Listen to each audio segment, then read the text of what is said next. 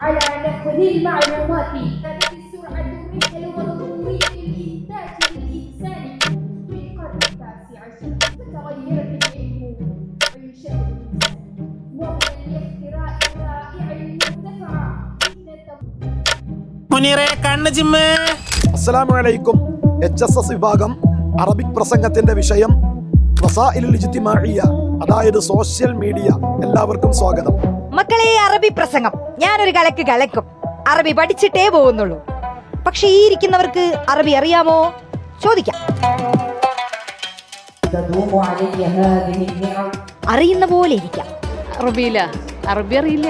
وتهتز أسس عديد من العائلات في ولاية كيرلا. കുടുംബം നമ്മുടെ സൊസൈറ്റിയിലുള്ള ഒരു അടിസ്ഥാനമായ പവിത്രമായ കല്ലാണെന്നാ പറയുന്നത്. ഞാൻ പഠിച്ച അറബി ഇങ്ങനെയല്ലല്ലോ. കുട്ടി പ്രസംഗിച്ച ഏത് ഭാഗം ഇഷ്ടമായി? ഇൻട്രൊഡക്ഷൻ. എന്തായിരുന്നു ഇൻട്രൊഡക്ഷൻ? സോഷ്യൽ മീഡിയനെ പറ്റിയിട്ടാണല്ലോ ടോപ്പിക്. അപ്പൊ അതിലെന്തെങ്കിലും ചോദിക്കാരം. ഇന്നലെ ഒരു പോളെ കണ്ണടയ്ക്കാൻ പറ്റിയിട്ടില്ല. കൂടുതലായിട്ട് അറബിയെ കുറിച്ചൊന്നും അറിയില്ല, എന്നാലും ഇങ്ങനെ കണ്ട് ഇവിടുന്ന് കുറച്ച് പഠിച്ച് ഞങ്ങൾ 2 ദിവസം ഡ്യൂട്ടി കൊണ്ട്. കാലത്തിന്റെ ഒരു പോക്കേ, പിള്ളേര് പറയുന്നതിലും കാര്യമുണ്ട്. ഇനി കുറച്ച് ഗെയിം ആവാം. അറബിക് പ്രസംഗത്തിന്റെ വിഷയം വസായിലുൽ ഇജ്തിമാഇയ്യ, അതായത് സോഷ്യൽ മീഡിയ.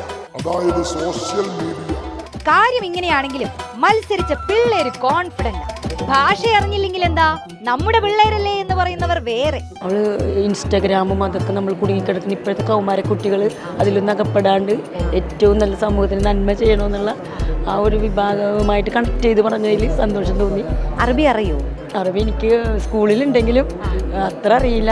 എല്ലാവരും ആ മുഖം കാണുമ്പോൾ നമുക്ക് കൂടുതൽ പറയാൻ തോന്നും. അവരെല്ലാവരും നല്ല പ്ലസന്റ് ആയിട്ട് ഇങ്ങനെ ഇരിക്കുമ്പോൾ അത് കാണുമ്പോൾ നമുക്കൊരു ധൈര്യമായിരുന്നു. നന്നായി, കുട്ടികളെല്ലാം നന്നായിട്ട് പെർഫോം ചെയ്യുന്നുണ്ട്. മനസ്സിലാവുന്നില്ല എന്നേ ഉള്ളൂ.